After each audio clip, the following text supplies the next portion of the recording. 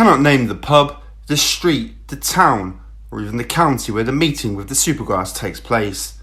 I cannot talk about his car, describe his physical appearance, dress, or the sound of his voice. I am forbidden from revealing details about his wife, family, or place of work.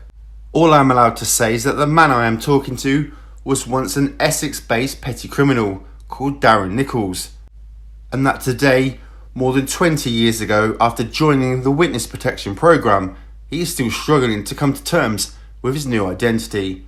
Sometimes when I'm at work, he says, between gulps of Jack Daniels, some of my colleagues call out my name and I just ignore them.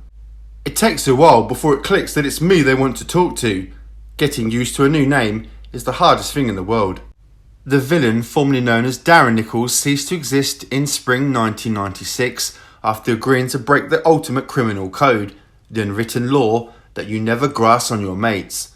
18 months later, with a £250 price on his head, Nichols gave evidence at an Old Bailey trial for one of the most notorious murder cases in British history. The victims, Patrick Tate, 37, Tony Tucker, 38, and Craig Rolfe, 26, were found in a Range Rover in a country lane in the village of Ratted, Essex, in December 1995. Each had been shot in the head with a shotgun at point-blank range, leaving their faces so badly pulped they could be identified only by their fingerprints. All three were well-known Essex faces. Tucker ran security for pubs and clubs, including Raquel's, where the ecstasy tablet that killed Leah Betts had been obtained a month before the murder. Tate had been released from prison 6 weeks before he was killed, having narrowly survived an assassination attempt the previous year. Rolfe, a small-time drug dealer and thug, featured regularly on local police intelligence reports. The trio had fallen out with Michael Steele, a sophisticated Essex drug smuggler whom they had paid £70,000 for a consignment of cannabis. When the drugs arrived, the quality was so bad they could not even be given away. A furious Tate boasted he would kill the smuggler in revenge, but Steele, who had developed a close friendship with Tate's ex-girlfriend, heard of the threats and decided attack was the best form of defence. On the pretense of making amends, Steele offered Tate a share in a massive cocaine deal. Tate, along with Tucker and Rolfe, were invited to look at the farmer's field, but the drug plane would land. As Rolfe's Range Rover reached the locked gate at the bottom of Workhouse Lane, Steele jumped out to open it, and at the same instant, Jack Worms, Steele's right-hand man, leant in with a pump axe and shotgun and began blasting. Seconds later, Worms called Nichols on his mobile and asked him to pick the pair up.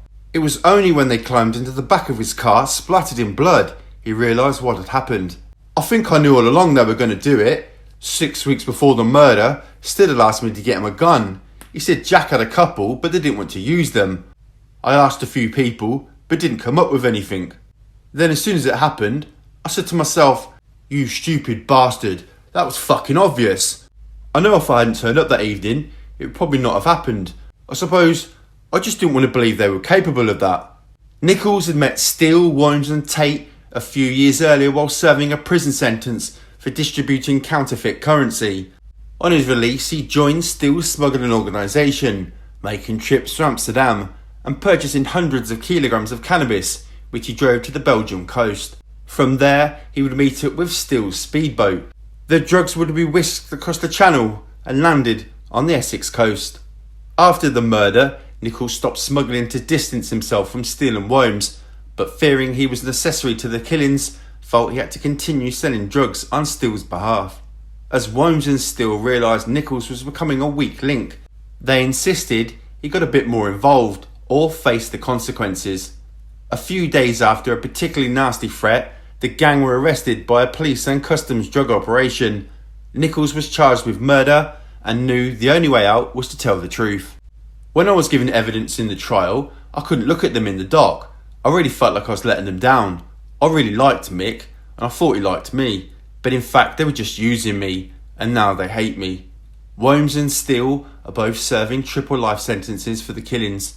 For Nichols, a threat remains. There's not much point in them killing me now. If I'm dead, they won't get anybody off.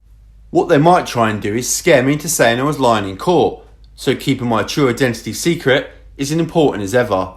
You start off with your new life and it's fine because no one knows anything about you. But if you spent all your life hanging around with low life, and they're the people you feel most comfortable with, then wherever you go, you end up drifting into small circles. In some way, this new life is better than what we had before. But we liked what we had before. My little boy keeps saying, why can't we have our name back? Why can't I call my friends? Why can't we go back to Essex? One day he's going to want to get married. One day he's going to want to know why he doesn't have a birth certificate. And when it all comes out and he finds out his dad's a grass, he'll probably end up hating me too.